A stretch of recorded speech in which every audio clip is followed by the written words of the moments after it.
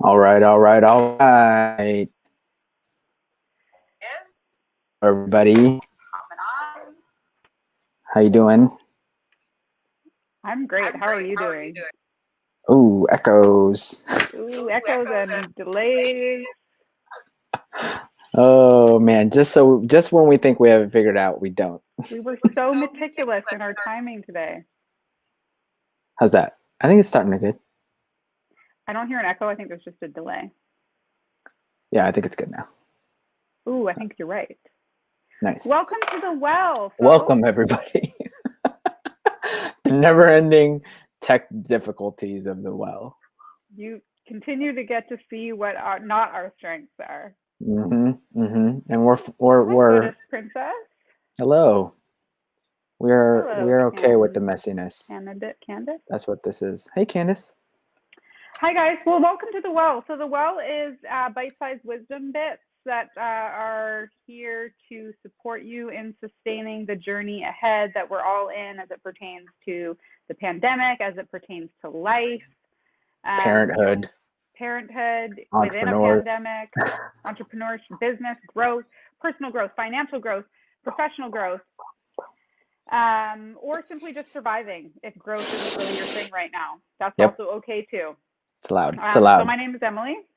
I am a transformational leader, life guide, and business coach and consultant. And the lovely Jomar and I met a few years ago now.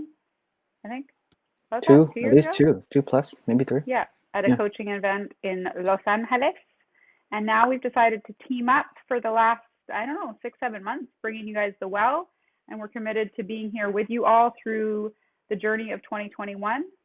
And without further ado, this is my colleague, peer, and friend, Mr. Jomar Gomez.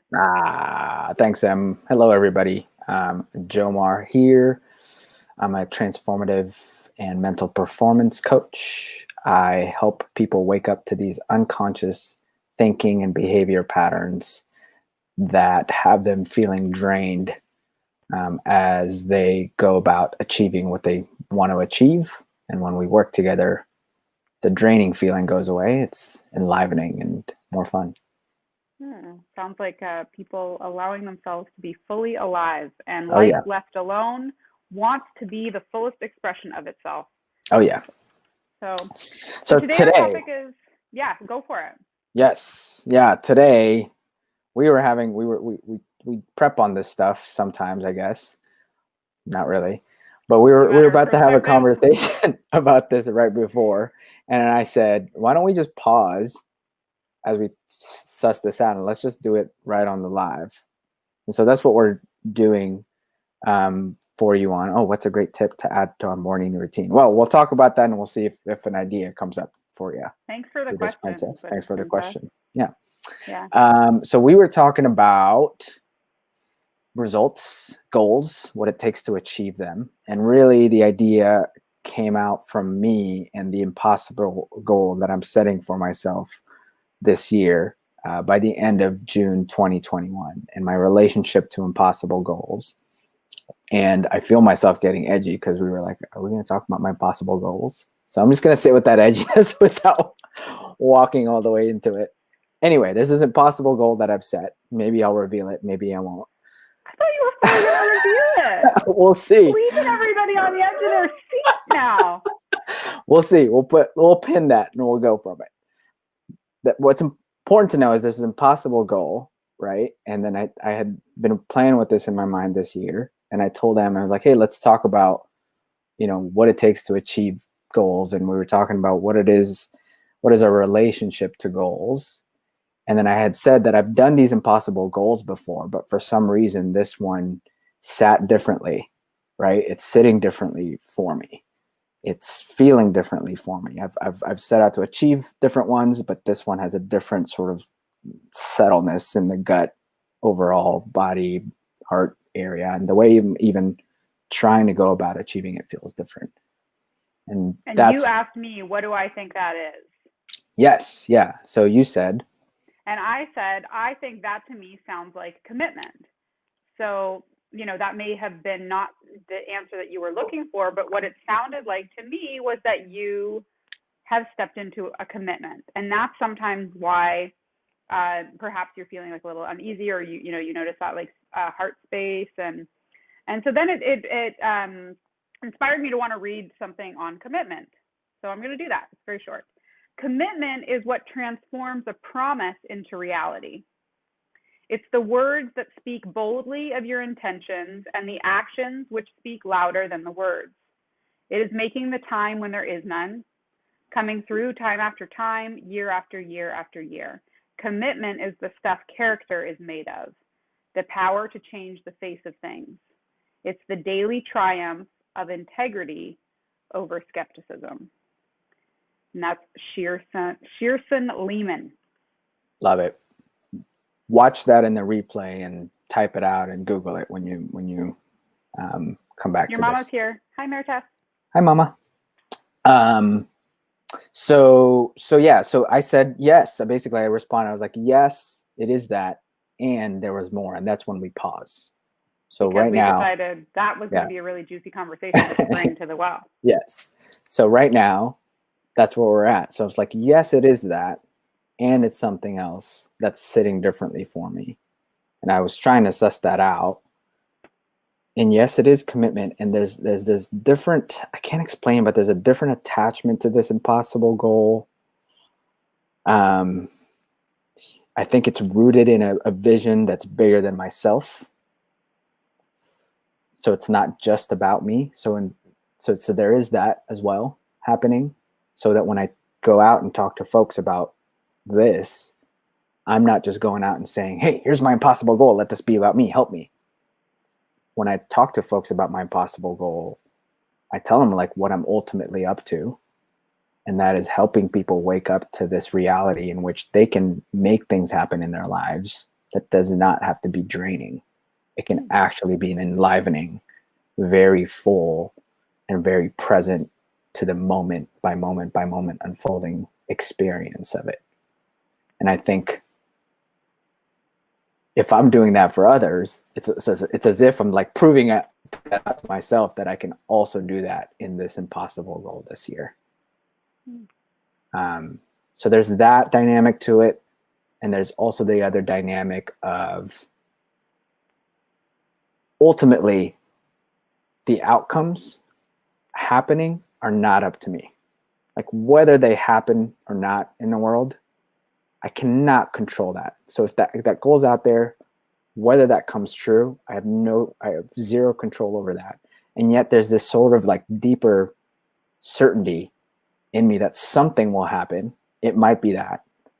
And I'm going to have fun playing towards that. So there's sort of like a trans level of attachment to that goal. Does that make sense? It makes sense. And I want to push back a little bit on one thing. Yeah. I would push back on the fact that you have no control of whether or not those things, whether or not that outcome occurs. Because here's the way I see outcomes, or to relate it to our title. Here's where I see like achievement, being able to achieve, to come to fruition, to creating achievement, to achieving something. Right.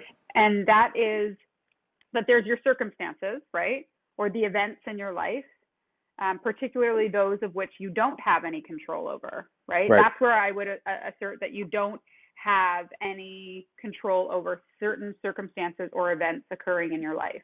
Right.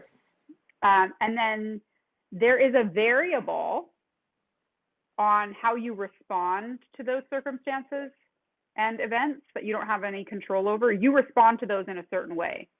And I believe that the way in which you respond to the uncontrollables is actually what can influence the outcome. So actually, I think this comes from Jack Canfield, has like this equation for living, which is E plus R equals O. Your event plus your response equals the outcome. And so when I think about wanting to achieve something, or when I think about the outcome of something, I'm always allowing that to influence how I respond to the things that I can't control. When I'm committed to a specific vision, when I'm committed to a specific outcome, I use that to inform myself on how I need to respond to an event or a circumstance beyond my control. Right. That part, I agree. There is some sense of quote unquote control in which how you show up, and then that dynamic. And then after that, there's then again, all right, well, whether it comes true or not, I can't like snap my fingers whether it's going to happen. So I think that's what I'm trying to describe. It's sort of that dance, that tension, that sort of back and forth within all of that. So how that occurs for me, what I hear you say in that, and this is just my perspective, I'm not committed to being right, is you know, a little bit more meta, a little bit more spiritual, and that is that, like, you know, it's this, you know, constant inquiry of whether, like, do we actually have free will, or like, you know, can fate and destiny actually be influenced? Or is this, you know, maybe it's an and, maybe it's not an or is this idea that we get to just like surrender to life fully, like the thing that's actually available for us, like while still being in aligned action and, you know, maybe not becoming like a hermit in the woods or whatever, what have you. And this idea that, like, you know, there's actually sort of this foundation about like being really tuned in to like, what is my purpose? You know, is your purpose actually this goal that I'm privy to that you want to achieve by June, right? Like, is that actually in the highest and greatest good and in alignment for who you are as a person on the planet with your purpose, right? And if it is, then great. So I mean, we could go on for so long. These are supposed to just be tidbits, little bite-sized wisdom bits. But we're going deep today, folks. I think yes, there is a greater dynamic at play here, and I think what you touched on there is it's not either or, it's both and. I agreed. It's both and. Yeah. And at its core, it really is about coming into the greatest alignment possible for like who we are as individuals on the planet and what our fullest expression of our life and our life purpose is. Yep. Yeah, and it depends. It feels very esoteric. Yeah, that was the word coming to mind. It is. Yeah. It's super esoteric. But then when I show up to my business on a daily basis, I ground it in something. I talk to people. I'm like, I'm doing that, and then it becomes a very real, like, you know, I'm just a dude building a business, and I think this business makes a difference. So there is sort of that connection to that can be grounded into our day to day. I have a girlfriend, Sarah Norrad, and she refers to it as sacred service. Like, and I refer to it as like this like, and I can identify with like being a soulpreneur, right? Like, there is an element of my soul in my business. There is an element of my spirituality in my business. And actually there's this beautiful thing possible when we're willing to like marry those things. And for me personally, that's what like my fullest alignment, my fullest purpose is, that. Yeah. And how I just continue to do that at a deeper and a deeper level. And I would add that this doesn't just apply in the world of coaching. You can, I'm a big believer that whatever line of work that you're in, even if you're not working, even if your work is in the service of being a non-working parent right now, there is sort of that magic that can happen there where this greater alignment manifests itself in the day-to-day, and all of a sudden the day-to-day is more meaningful, even if it's the mundane. Even if it's the most mundane things, it can be meaningful. That just warms my heart. That's it. Let's do it. I think that's a great place to wrap. Love it. Let's just Buddhist princess, if you're still here, and you say you asked what is a great tip to add to our morning routine. I am going to not answer your question, but rather give you an inquiry, and that was, based on what you heard today, what would be something that you could do each morning that you know or that you feel would bring you back into alignment with your purpose, would bring you back into at least being curious about what the fullest expression of you as an individual on the planet is, whether you're working or not. What's one thing that you can do that you know reminds you and brings you back into a deeper alignment? Maybe that's a meditation. Maybe that's really consciously drinking a glass of water. Maybe it is, you know, putting a certain set of tones or frequencies on while you're in the shower. You get to be the designer of that. I hope that's helpful. I really love not answering questions directly because I think that it is bespoke. It is really that the answer that's right for you is going to be catered to you. The only way that that answer is going to be sustainable is actually if you generate it. I hope that gives you some food for thought. And I would add something more practical is brush your teeth with your offhand. Cool. Love that. Awesome. See, both and. Both and. Alrighty. Okay, folks, we will see you next week. Bye. Thanks, everybody. Ciao, ciao.